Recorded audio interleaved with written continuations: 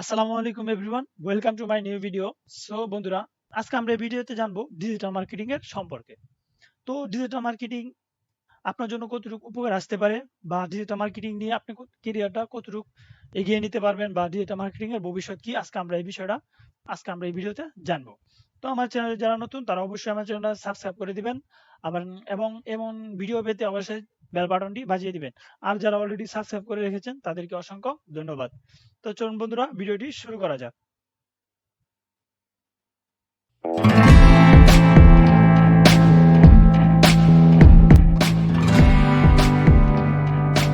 তো বন্ধুরা, digital marketing সম্পর্কে জানার আগে আপনার জানতে হবে মার্কেটিংটা কি।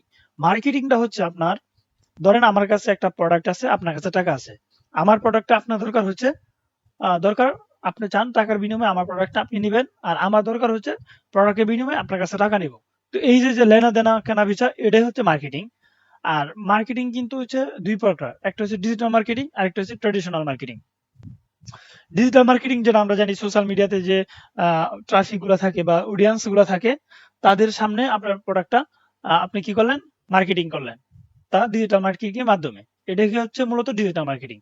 আর ট্রেডিশনাল মার্কেটিংটা হচ্ছে আপনার, যে সময় সোশ্যাল মিডিয়া গুলো ছিল না, তখন যে দেখতেন টিভিতে অ্যাড দেখাইতো, মাইকিং করতো, রিক্সা দিয়ে মাইকিং করতো, দেন আপনার কি করতো, বড় বড় ব্যানার টাঙ্গাই দিত, পোস্টার টাঙ্গাইতো। এইগুলা কিন্তু ট্রেডিশনাল মার্কেটিং। তো এই ডিজিটাল মার্কেটিং আর ট্রেডিশনাল মার্কেটিং এর ভিতরে তফাৎটা কি, পার্থক্যটা কি? আপনি একটা জিনিস চিন্তা করেন, আপনার ট্রেডিশনাল মার্কেটিং যে সময় আপনি করবেন, তখন কিন্তু আপনার প্রচুর টাকা খরচ করতে হয়। যেমন ধরেন আপনার একটা দোকান ভাড়া করতে হয়, প্লাস আপনার কি করতে হয়, আপনার একটা দোকানে অ্যাডভান্স দেওয়া লাগে, দোকানটা মার্কেটিং করা লাগে, কি করতে হয়, মাইকিং করতে হয়, ব্যানার টাঙ্গাইতে হয়। আপনি একটা জিনিস করেন, অনেক টাকা কিন্তু এই জায়গায় খরচ হয়। আর ডিজিটাল মার্কেটিং এর ক্ষেত্রে কিন্তু তার জিনিসটা কিন্তু অনেকটাই কম। কম বলতে কি, আপনার চাইলে ২০-৩০ হাজার টাকাতে আপনার মার্কেটিং মানে একটা বিজনেস শুরু করতে পারবেন। কিন্তু আপনার ট্রেডিশনাল মার্কেটিং কিন্তু ২০,০০০ টাকাতে আপনি শুরু করতে পারবেন না। তো এটাই ডিজিটাল মার্কেটিং আর ট্রেডিশনাল মার্কেটিং এর মধ্যে পার্থক্য। তো ডিজিটাল মার্কেটিং এর ভবিষ্যৎটা কেমন হতে পারে সেই বিষয়টা আপনাদেরকে একটা উদাহরণ দিয়ে বলি। আপনি যদি একটা সাপোজ মনে করেন, আপনার কাছে আপনার একটা দোকান দিছেন, এখন সেটা মার্কেটিং করবেন। মার্কেটিং করতে হলে যদি সাপোজ মনে করেন আপনার একটা ব্যানার টাঙ্গাইতে হলে, একটা পোস্টার টাঙ্গাইতে হইতে পারে, বা আপনি টিভিতেও যদি অ্যাড দেন, হিউজ টাকা কিন্তু আপনার খরচ করতে হবে। আপনার কিন্তু একটা ব্যানার টাঙ্গাইতে মনে করেন ১৫০০-২০০০ টাকা লেগে যায়, মোটামুটি একটা বড় ব্যানার। এই ব্যানারটা যে টাঙ্গাবেন, ওই ব্যানারটা কিন্তু ওই গলির লোকেরাই দেখবে। ওই গলির লোকেরা দেখবে ওই প্রোডাক্ট গুলো যে আপনি মার্কেটিং করতেছেন, এই প্রোডাক্ট গুলো ওই গলির লোকের সবারই কিন্তু দরকার নাও হতে পারে। তো একটা জিনিস খেয়াল করেন, আপনি কিন্তু অনেক টাকা খরচ হইতেছে, প্লাস আপনার পণ্যটা কিন্তু সেল হওয়ার সম্ভাবনা কিন্তু খুব কম থাকে। আর আপনার ডিজিটাল মার্কেটিং এর জিনিস চিন্তা করেন, আপনার পণ্যটা ধরেন সাপোজ একটা মেয়েদের, আপনি যদি চান যে আপনার এই পণ্যটা আপনি শুধু জাস্ট মেয়েদেরকে দেখাবেন, আপনি কিন্তু চাইলে ওই মেয়েদের ছাড়া আর কাউকে দেখাইতে পারবে আর দেখাবে না। আপনি কিন্তু এটা করতে পারবেন, এটা ডিজিটাল মার্কেটিং এর মাধ্যমে। এটা কিন্তু ট্রেডিশনাল আর ডিজিটাল মার্কেটিং এর ভিতরে কিন্তু অনেকটা দূরত্ব বা অনেক তফাৎ। এটাই হচ্ছে মূলত ডিজিটাল মার্কেটিং। খরচ কম কিন্তু আপনার সেল বেশি। তো একটা জিনিস চিন্তা করেন, আপনি যদি চান মহিলাদের কাছে দেখাইতে পারবেন। আপনি যদি চান যে 18 থেকে আমি 25 বছর বয়সের লোকদেরই দেখাবো, আপনি কিন্তু তাও করতে পারেন।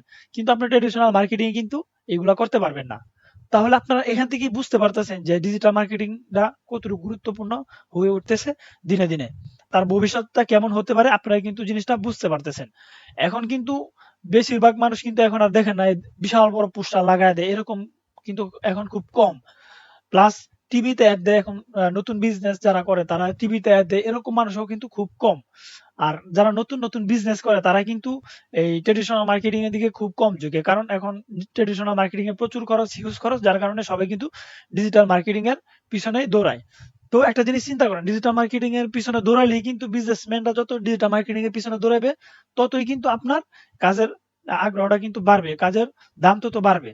তো আপনি কিন্তু এখান থেকেই বুঝতে পারেন যে ডিজিটাল মার্কেটিং এর গুরুত্বটা কতটুকু বেশি।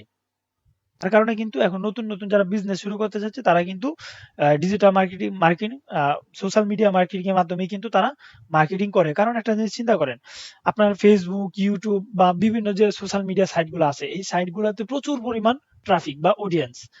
এই অডিয়েন্স গুলাকে যদি আপনি টার্গেট করে আপনার পণ্যটা মার্কেটিং করেন, তাহলে কিন্তু সেল হওয়ার সম্ভাবনা কিন্তু অনেক বেশি। আপনি কম টাকায় কিন্তু মানুষকে বেশি দেখাইতে পারবেন।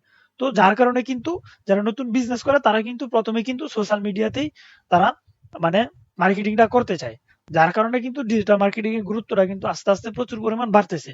আর মানুষের কিন্তু এখন কিন্তু মানে সোশ্যাল মিডিয়ার সোশ্যাল মিডিয়াতে কিন্তু মানুষের আগ্রহ কিন্তু দিন দিন বাড়তেছে। যার কারণে কিন্তু এটার ভবিষ্যৎটা কিন্তু অনেক ভালো দিকে আগাচ্ছে। এখন কিন্তু ঢাকা শহরে মানুষ ইউজ করে সোশ্যাল মিডিয়া সাইট গুলোতে বেশি থাকে। আস্তে আস্তে কিন্তু এখন গ্রামেতেও কিন্তু এটা পৌঁছে যেতেছে। যার কারণে কিন্তু প্রচুর পরিমাণ অডিয়েন্স কিন্তু বাড়তেছে। তো এর এর এর কারণেই কিন্তু ডিজিটাল মার্কেটিং এর ক্যারিয়ারটা কিন্তু আস্তে আস্তে প্রচুর পরিমাণ গুরুত্ব দিতেছে মানুষে।